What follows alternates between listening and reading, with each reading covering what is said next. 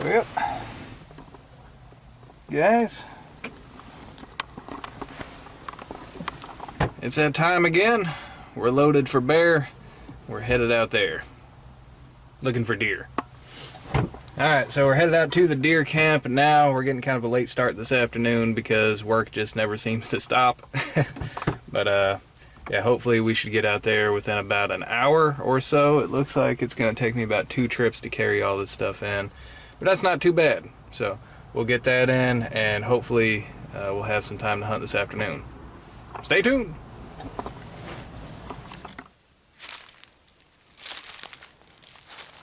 And our flannel flag of freedom flies again.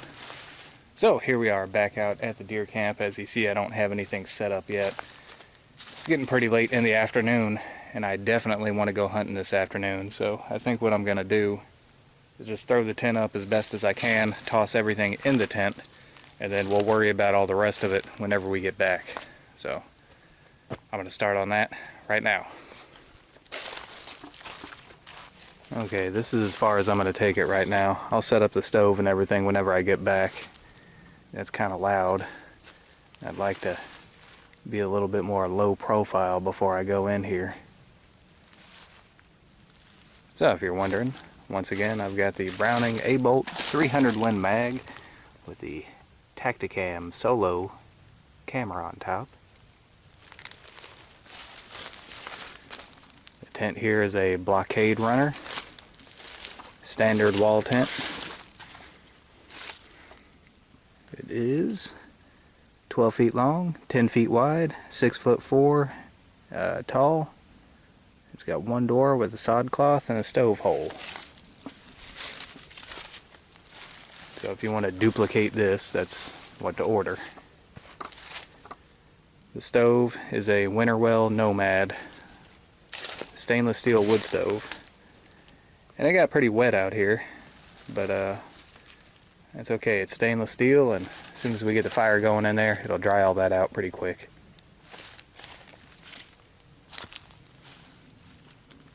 Now it's time to go hunting.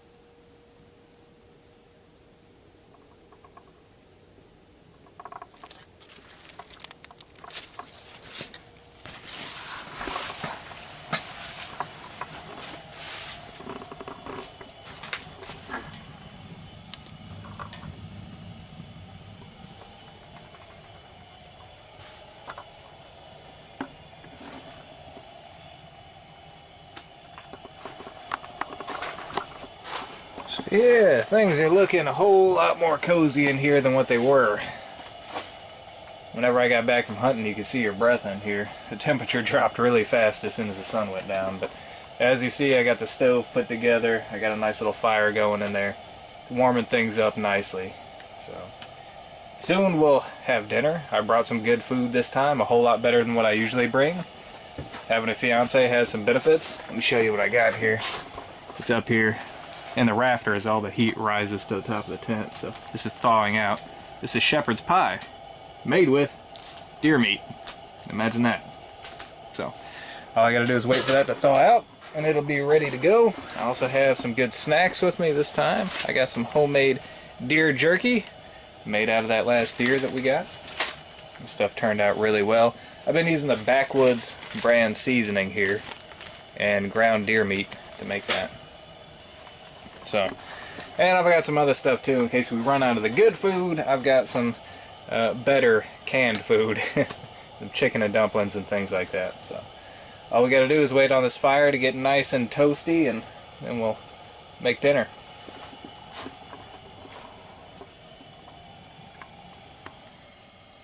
It's done. It don't look like much, but it sure is good.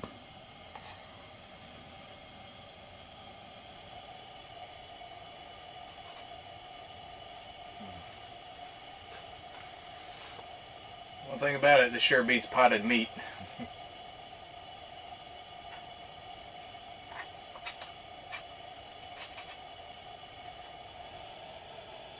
Alright, so I'm washing things up. I got some coffee here, and I kind of hate to make coffee this late at night, but I was getting a little bit of a caffeine headache. This is about the only caffeine I ever have anymore. I gave up sodas this year. I've been trying to eat a little bit better, work out a little bit more, and it's been making a pretty big difference. I'm happy with it anyway. I'm happy with the life choices that I've made. Yeah, it's increased my endurance. As some of you guys remember, back in 2015 is when I quit smoking, and that was probably the best decision I ever made. And it was tough, but you know, now I don't even want one anymore. You know, I can be around people that are smoking and I don't even think about it. As far as giving up sodas, that was nothing really. You know, trying to cut back on sugar, it's not that big of a deal. It's not like I was a sugar fiend to begin with, but anyhow, a little bit of coffee every now and then is about the only thing that I have.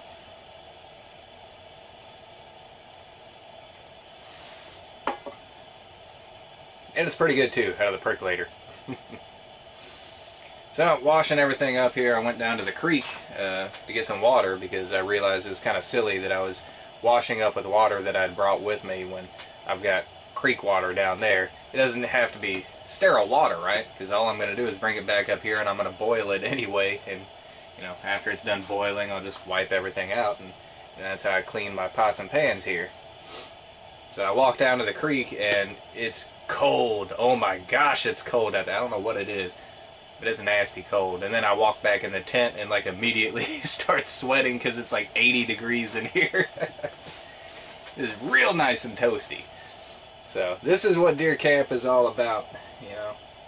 I know a lot of people always ask me, you know, how come I don't ever bring anybody else out here? That's because nobody else has time, you know. I don't know any of my other friends that go to any type of deer camp. Whenever they do any type of camping at all, it's with a camper. They don't do any tent camping. So, and then, you know, once you get around our age, everybody's working different schedules, everybody's got their own thing going on. It's kind of tough to coordinate with other people. So, anyways, speaking of what other people ask, one thing I thought of, let's read some comments, huh? I always kind of leave this stuff out, but I think the time has come to have some behind the scenes here, some inside baseball, if you will.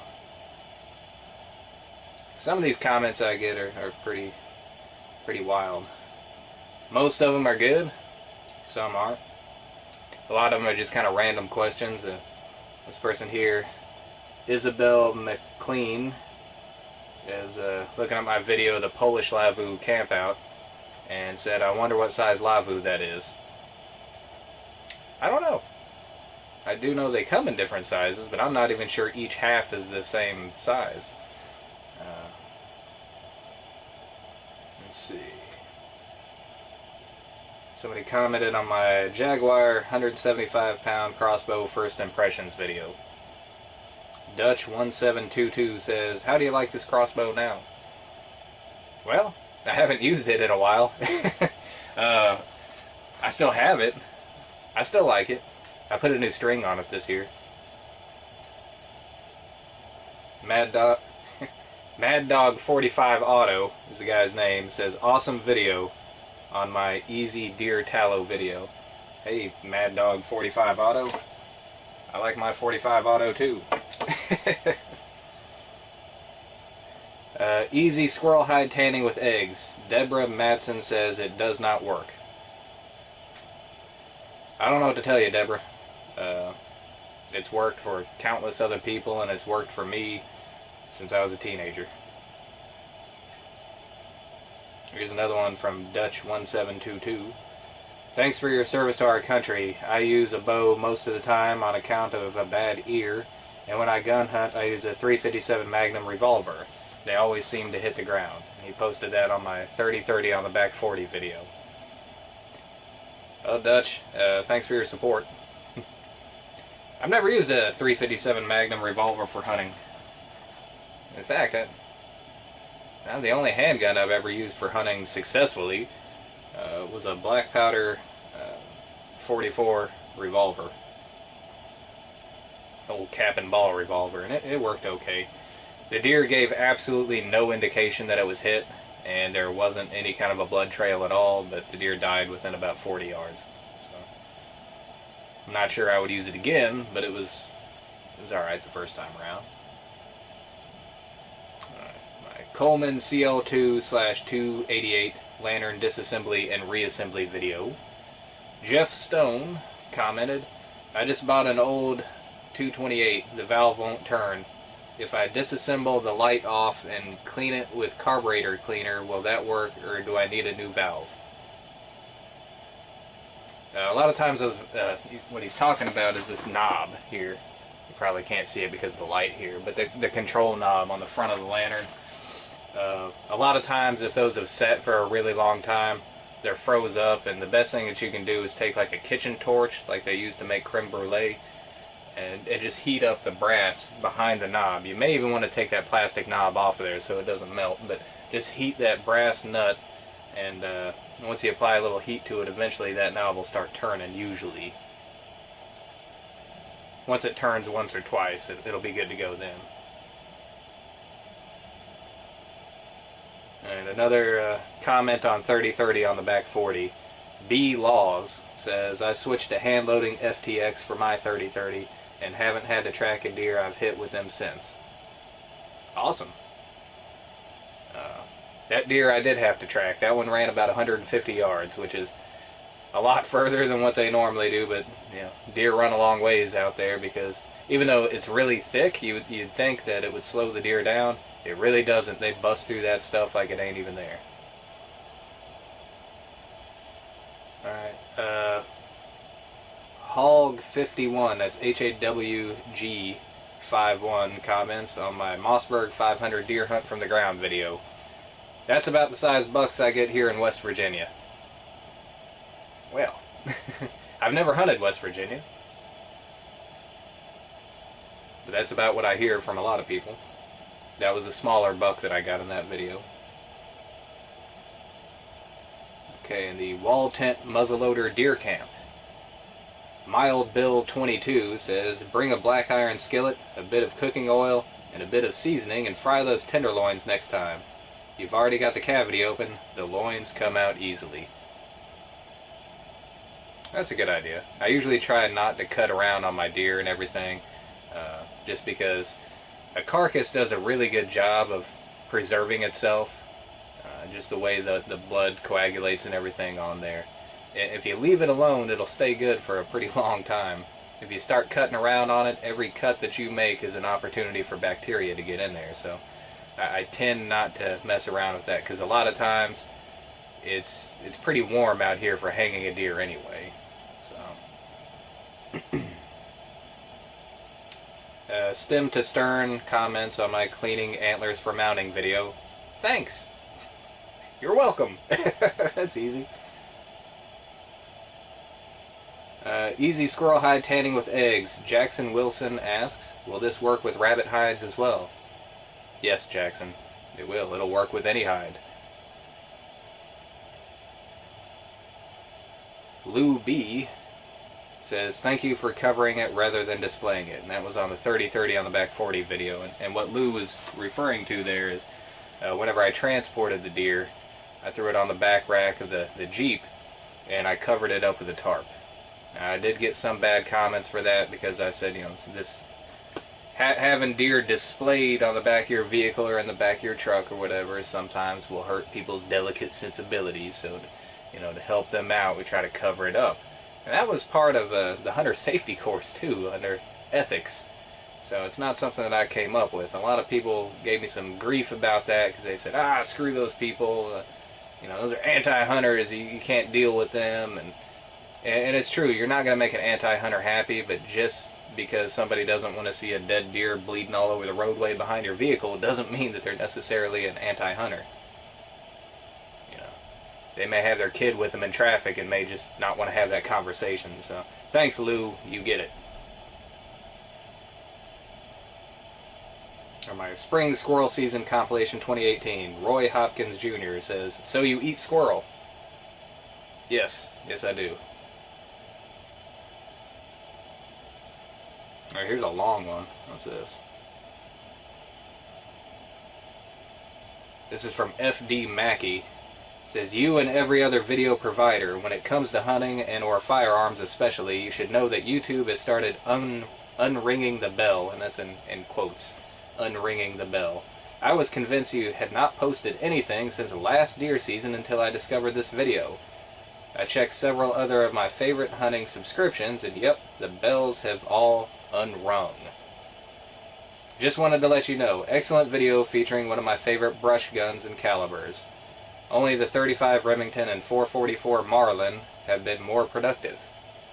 Very few people mention the 444 Marlin anymore, but that's one of my favorites as well. I'd love to have one. It's kind of tough to find ammo for it now, but one of two best friends took a rather rare, in our area at least, calico doe. Wow. About the same size as yours last week. She took one 200 grain jacketed soft point, took about 6 steps and fell over deader than a hammer. And he says calico doe. I imagine a lot of people would call that piebald doe, where it's partially albino, where it's got the big white splotches on it. Nathan took his shot from a tree stand at around 80 yards and was so impressed with the results that he now wants to buy my current Marlin 336, which is a 1976 manufacture. Since the 1954 model that I sold our mutual best friend several years ago worked so well, my current 35 ain't for sale.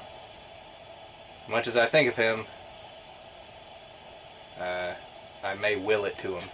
He says he may give it to him in his will. Well, that was on the 3030 video as well, the 3030 on the back 40s. FD Mackey, thanks for letting me know about the unringing of the bells, and that's where YouTube will periodically update their algorithm, and for whatever reason your subscriptions don't get you notified anymore, right? You don't get any notifications from them, and he says that's more prevalent with firearms and hunting related videos. I've seen it with just about all the videos. It has something to do with YouTube's crazy algorithm. It doesn't make any sense at all. So I don't worry too much about it.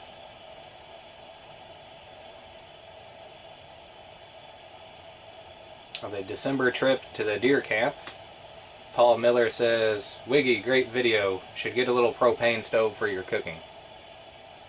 If I did more cooking out here, I probably would. Alright, on my 3030 from the back 40 video, Rooster Curie, who comments on a lot of my videos, they've been a subscriber for a while now, says, I can't wait to see your next video. Did you hit her with both shots? Have you tried the 170 grain PowerPoints? or their Power Max ammo? Well, in the video I was using 150 grain power points from Winchester. Did you hit her with both shots? Yeah, I shot twice at that one. That's a good question, because there were 3 wound channels in that deer and 2 holes. And then I recovered the bullet, at least one of the bullets, in the deer. It was up under the shoulder, just under the skin. So I don't know. Maybe I hit her twice and the other bullet went out. Maybe I hit her once and the bullet fragmented, causing the other wound channel. I don't really know.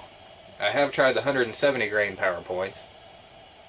I shot those for about 10 years, and I finally determined that they seem to run further with the 170 grain over the 150 grain bullet and the 30-30. I've used 150 grain for the longest time. The 170 grain just seems like it doesn't expand as well, I guess, on the size of deer that we have here. Maybe up north it'd be different, but for around here I think 150 grain is the best, and that's what I typically stick with. And I haven't tried any of their Power Max ammo. So, Rooster also says, classy as always, brother. That's a big old nanny taken with a classic old 30-30. She was fast, but not faster than a speeding bullet. That is absolutely correct. She was not.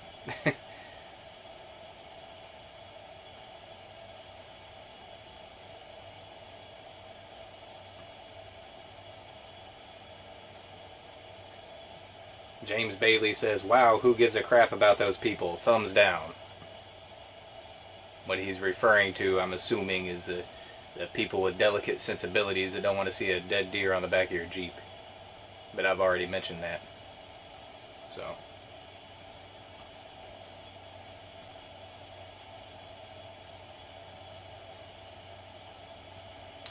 Alright, and somebody else says, nice shooting, Wiggy. Did you hit her with the first or second shot? Great video. And that was from Maximus Pattis. I hope I'm pronouncing that right. I'm probably not. So yeah, again, I'm not sure if I hit her with the first or second shot. To be quite honest with you, I thought I missed both shots. And one thing that I edited out was a bunch of cussing because I thought I missed 2 easy shots at that doe.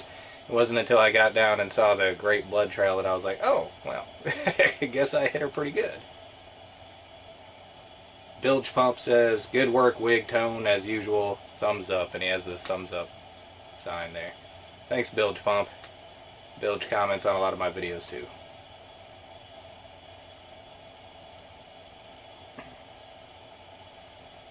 So yeah, there's a lot of good, some bad. Oh well. Evelyn White says, I pray when you get one too. LOL. Well, thank you, Evelyn. I appreciate that. I like to give thanks whenever I get a good deer. Well, any deer. Doesn't have to be a good one. They're all good to me because they're all made out of deer meat. Oh, here we go. So let me get this straight. You chose to shoot at a running deer because you had to move a freaking camera. Very ethical. Think about that for a second. You could have taken a much easier shot, right? Let me hear your excuses now. Well, Robert McDonald, on my 30-30 from the back 40 video. Where I come from, you keep shooting until the deer falls down or until you can't see it anymore. I don't know that I didn't hit the deer on the first shot. I may have. And yes, I had to move a camera before I took the shot. You know why? Because the camera was mounted to the gun. So yes, I had to move that. Otherwise, I wouldn't have been able to take the shot, right? And yeah, that's not the first time I've shot at a running deer. Anybody who's hunted on a deer drive or with dogs can tell you, yeah, you can shoot at a running deer. As long as you got the skill for it, you can do it. If not, don't do it. I drilled the deer came home with me, so there you go. You know, speaking of that, I think that we infantilize a lot of hunters here. And it's because, you know, we think of hunting as sort of a dying activity, and we try to get more people into the sport. So we give them little axioms, little rules of thumb to go with. Like, you know, don't shoot at a running deer. You should stop the deer before you shoot, whistle at it or grunt at it or something like that. Which is, it's not wrong, it's just incomplete. And we have people that have been avid hunters and avid shooters for like 10, 15 years sometimes, and they never advance beyond where they were whenever they started, because they hear this stuff so much that they eventually internalize it as some type of moral or ethical absolute. It's not just advice, it's a moral or ethical issue. So when we say it's a good idea to stop the deer before you shoot at a stationary target is easier, what that turns into in their minds, because they've heard it so much, is that it's unethical to shoot at a moving target. We say that 40 yards is a marginal shot with a bow. Alright, so try to keep it inside 40 yards if you're going to hunt with a bow. Now, that turns into it's unethical to shoot further than 40 yards. Well, obviously, if you have the skill to shoot beyond that, there's nothing unethical about it. You know, some people shoot more than 40 yards every single season and it works just fine for them. But, yeah, I think that we, as a group, you know, as this is an ecumenical matter, you know, among all of the hunting industry here, sometimes we evangelize too much, but we get people into the sport, but we don't do a good job of taking people from that beginning steps and give them the tools to become more advanced. Do you see what I'm saying? And it's become a little bit of a problem here lately, just because I have seen so many people stuck at basic, you know, level 1, you know, beginner stage for most of their hunting lives. And there's no reason for it, you know. You get the proper instruction, you practice and practice and practice, and then you move on. You know, you move on to the next thing. You advance. So there's nothing advanced about shooting at a moving target. Like I said, anybody that's hunted over dogs or hunted a deer drive has done the same thing. Anybody that's done any type of, you know, waterfowl hunting or any type of bird hunting, really, other than maybe turkeys, you're going to have to shoot at a moving target. You know, and there's nothing unethical about it. It is what it is. So, anyways, guys, I got to get the dishes and everything cleaned up here, and we'll do this again tomorrow, maybe.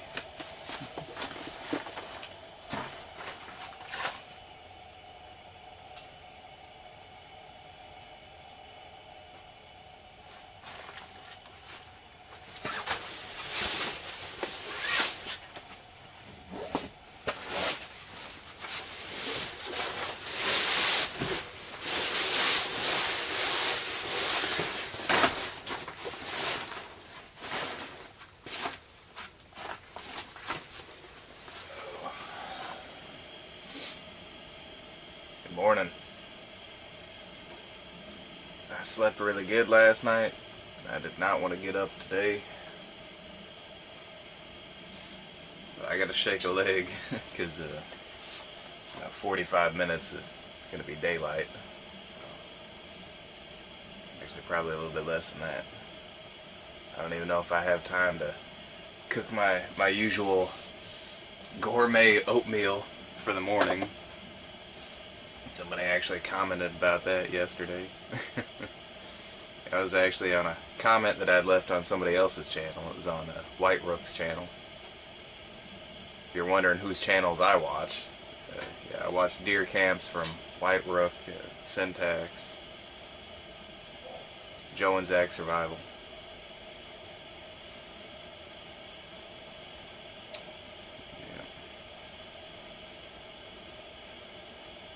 Struck me as funny. So the comment that I had left was something along the lines of, I wish the food at my deer camp was as good as yours. And somebody was like, well, you know, you got that gourmet oatmeal breakfast going for you. So today it's probably just going to be the frosted Cheerios and some granola bars and jerky, and then I'm probably going to hit the trail here. It's chilly. It's not as cold as what it has been out here a lot of times, but it's still pretty chilly.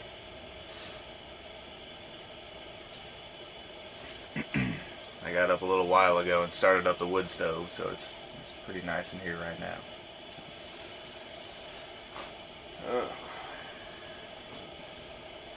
We gotta get the show on the road.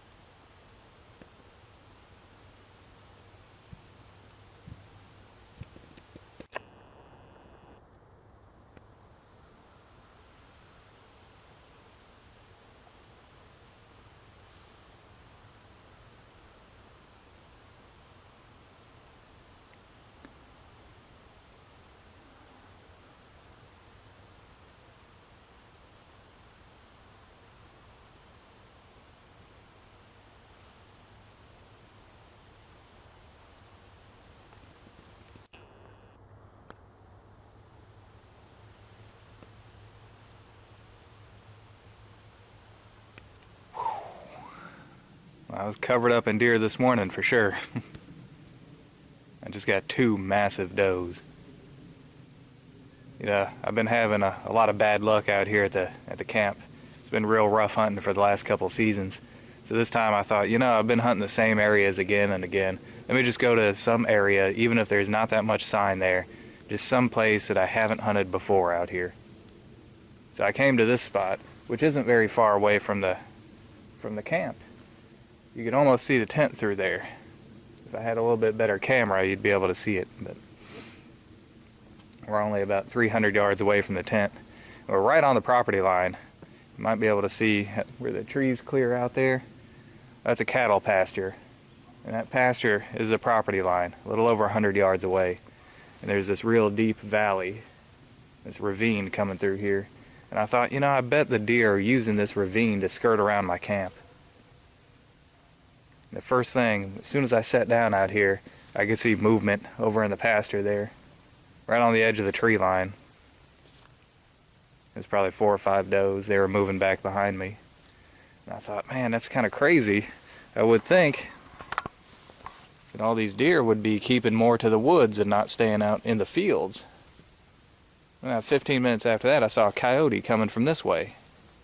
I thought, well, that's probably got something to do with it. He never gave me a clear shot. He was moving too fast. He came out, sniffed around for a second, and then left. Then I didn't see anything for hours. It hit about 11 o'clock. I was getting ready to leave, and then I heard something. I thought it was a squirrel. I turned around, and there was just deer everywhere. There was 2 yearlings back behind me walking around me. I looked back in this valley here. There was like 4 more coming down in the valley, so as soon as one of the bigger ones gave me a good shot, I took her. And then they scattered. One of the other ones came running down through here. I took a shot at her, tagged her. She ran up that way, leaving a 3-foot wide blood trail the whole way. And then 15 minutes later, they were all back. There was deer over here, there was deer over there. Then the wind shifted. They started heading back towards them, and then they started getting nervous, and then all of a sudden one of them blew, and then it was like poof, they were all gone. Just like that. There's white tails. 4 of them ran off this way, 5 of them ran off that way. I didn't even realize there was that many of them around me. But I've already checked out both of our deer here, and they're both huge. So I've got a lot of work ahead of me. Yeah, let's go get the deer cart.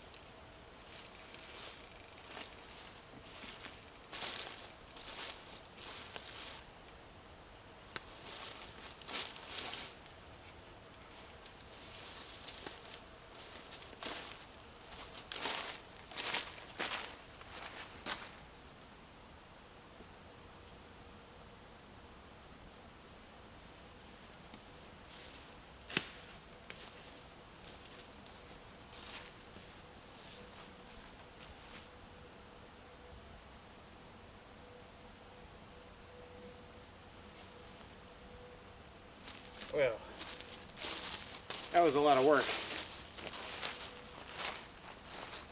Look, everybody, it's Christmas time in the deer camp. I had my socks hanging up here last night, and I guess that kind of counts as stockings, huh? Well, they were just drying the sweat out. So, let me get my camera set up here. I am on camera number 2 because camera number 1 is full. I don't have another card for it. That's one of the problems I've been running into since I've started filming everything in 1080p. So hopefully it comes through a lot better. I know for like the first couple days after you upload a video in 1080p, sometimes on YouTube's end, it's stuck on 360. So if it is stuck on 360 when you're watching this, just know I uploaded it in 1080, 60 frames per second, and it should come up to that full resolution in a couple days.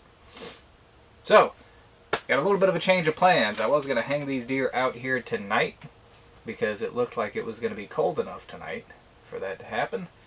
And I was going to relax, have some more good food and everything, but now that's just not to be, because now they're calling for rain to come in, and now they're saying that it's not going to get below, well, about 45 degrees. So right now it's about 50.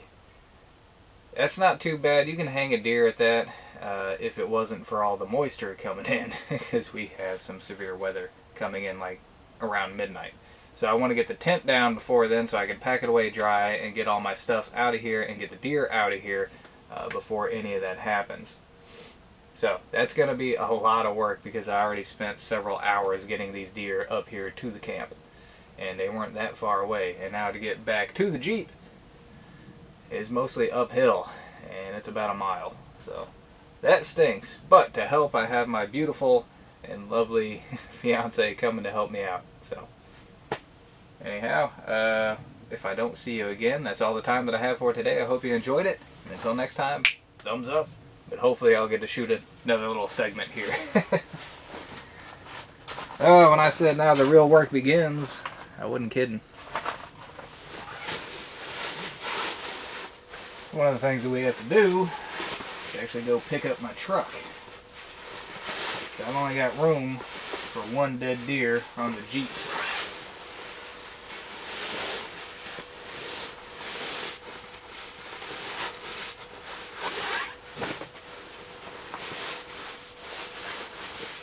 I'm going to try to get one of them out to the road and take the Jeep with the one dead deer to the house, pick up my truck, come back here with my lovely fiance, get the next deer, the rest of my gear, and then head back out. That's the plan anyway.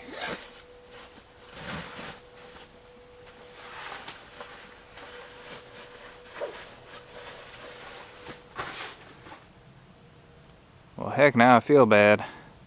I worked really hard to hang these deer up. Now I gotta take them right back down and pack them out. Oh well, that's just the way it goes. Try to beat this weather. Alright, so here we are, we're back. I got the beautiful and lovely Miss Jante here and helped me carry my deer out. I've literally been messing with these deer since 11 o'clock this morning whenever I got them. But we finally got them out of the woods, and the original plan was to throw them in the back of the truck because I didn't think that 2 deer would fit on the back of the Jeep, but unfortunately the truck was dead. So we had to pile them up on top of the Jeep, on top of the rack on the back of the Jeep, and we got them out of here. So anyways, we're going to get the rest of this stuff taken care of and then head out. So hope you guys enjoyed it. Until next time, thumbs up.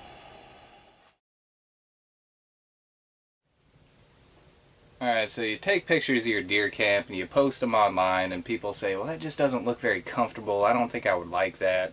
You know, I'm glad you're into that kind of thing, but, you know, it just doesn't seem very nice. It doesn't seem very cozy, right? So how do you make your pictures look cozy on the internet? Well, given my extensive knowledge of the internet, I've discovered one thing. There's one trick to make all your camp pictures look very cozy. Get ready, right? Get your Pinterest ready. Here you go. Here's the secret. Right here. You ready for this?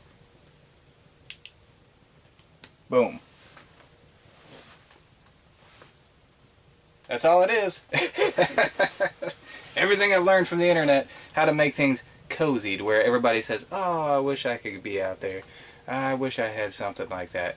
That's all it is. One strand of warm white lights. There you go. Now, get ready for your Pinterest. And 3, 2, 1. Now you got me. Take 3. Now you got me laughing.